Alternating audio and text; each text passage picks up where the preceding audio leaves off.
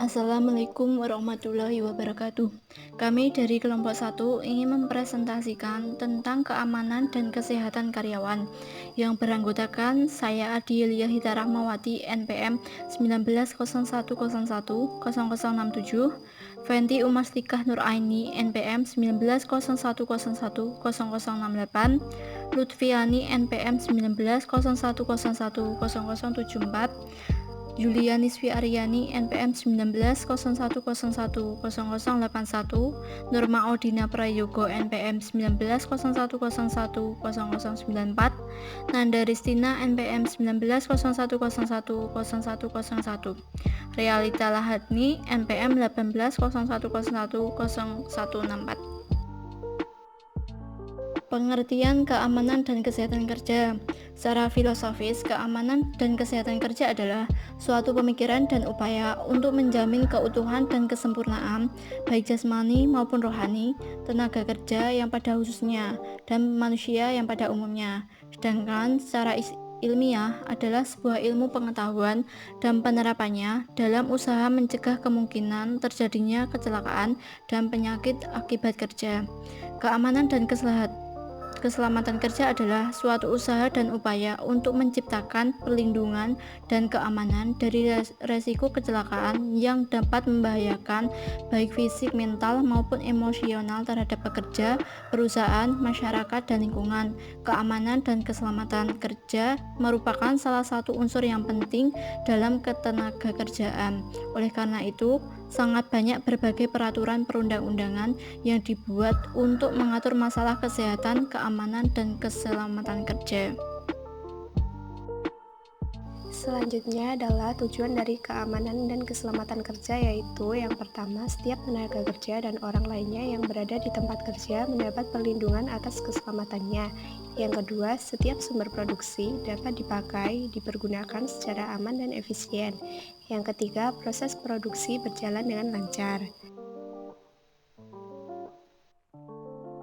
Selanjutnya, faktor keamanan dan keselamatan kerja yang meliputi 4 faktor. Yang pertama yaitu faktor manusia atau karyawan itu sendiri, yang terdiri dari umur, jenis kelamin, masa kerja, penggunaan alat pelindung diri, tingkat pendidikan, perilaku, pelatihan keselamatan dan kesehatan kerja, dan peraturan K3.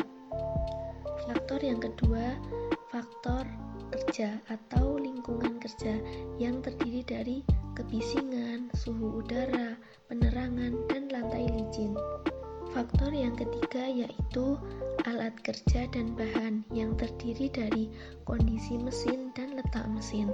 Dan faktor yang terakhir yaitu cara melakukan pekerjaan. Setiap bagian-bagian produksi memiliki cara melakukan pekerjaan yang berbeda-beda yang dimiliki oleh setiap karyawan. Kemudian saya Yulia Nisfi Aryani NPM 1901010081 akan menjelaskan apa itu strategi pokok yang perlu diterapkan dalam perusahaan. Nah, yang pertama itu ada pihak manajemen perlu menetapkan bentuk perlindungan bagi karyawan dalam menghadapi kejadian kecelakaan kerja. Nah, saya garis bawahi di sini yaitu perlindungan. Karena perlindungan itu kan sangat penting untuk mengantisipasi atau menghadapi kecelakaan pada saat bekerja. Misalnya, ketika bekerja di suatu proyek atau bekerja di bangunan, biasanya kan menggunakan pakaian safety seperti helm, sepatu boot atau rompi dan sebagainya itu. Nah, itu adalah salah satu bentuk perlindungan karyawan dari pihak manajemen atau perusahaan. Kemudian yang kedua di sini ada pihak manajemen dapat menentukan apakah peraturan tentang keselamatan kerja itu bersifat formal atau informal.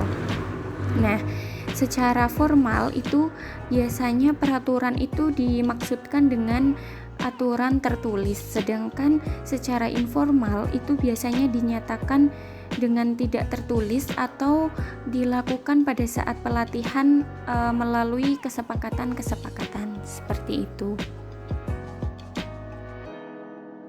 Lalu mengapa sih keamanan itu penting? Karena keamanan itu merupakan upaya untuk menekan angka kecelakaan kerja dan telah menjadi pusat perhatian para manajer dengan beberapa alasan.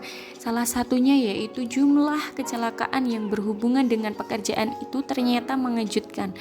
Yang dimaksud mengejutkan di sini yaitu kecelakaan itu biasanya terjadi secara tiba-tiba atau tidak terjadwal. Dan kecelakaan bukan hanya sebuah masalah dalam industri yang tidak aman seperti pertambangan dan konstruksi.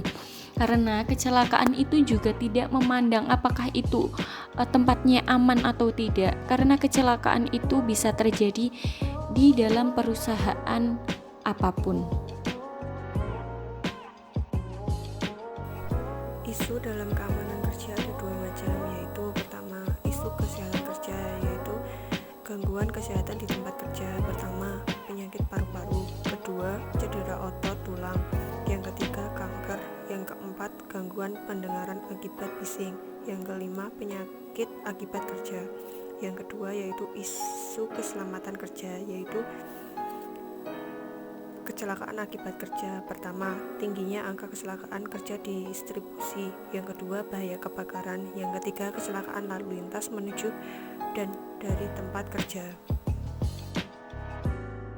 Ada beberapa hal yang perlu diperhatikan dalam keamanan tempat kerja.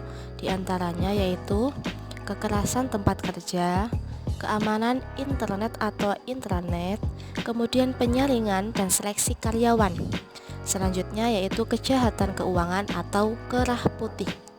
Terus ada juga interupsi bisnis dan pemulihan bencana ekonomi. Kemudian ada pencurian dan karyawan oleh karyawan umum, ada juga pencurian software atau hardware. Kemudian ada penggunaan alkohol atau obat terlarang, pelaksanaan bisnis yang tidak sesuai kode etis, dan juga kejahatan kepemilikan seperti pencuri eksternal dan perusakan. Nah teman-teman, untuk persyaratan dasar rencana keamanan itu apa saja sih ya? Nah, di sini ada 4 poin. Yang pertama adalah filosofi dan kebijakan perusahaan pada kejahatan. Dan yang kedua ada menyelidiki para pelamar. Dan ketiga ada pelatihan kepedulian pada keamanan. Dan yang terakhir adalah manajemen krisis. Selanjutnya ada peningkatan 3 sumber fasilitas keamanan. Yang pertama ada keamanan natural, yang berarti mengambil keuntungan dari fitur arsitektur atau natural dari suatu fasilitas untuk meminimasi masalah keamanan. Contohnya ada buku di depan jendela Anda untuk mencegah polisi untuk mengamati Anda dari luar. Kemudian ada yang kedua ada keamanan mekanis. Ini berarti pemanfaatan sistem keamanan seperti kunci, alarm, sistem kontrol akses, dan sistem pengamatan dengan efektif biaya yang akan mengurangi kebutuhan pengamatan yang terus-menerus oleh tenaga manusia. Yang terakhir ada keamanan organisasional, berarti memanfaatkan manajemen yang baik untuk meningkatkan keamanan. Contohnya pelatihan yang sesuai dan memotivasi staf keamanan dan petugas lobi.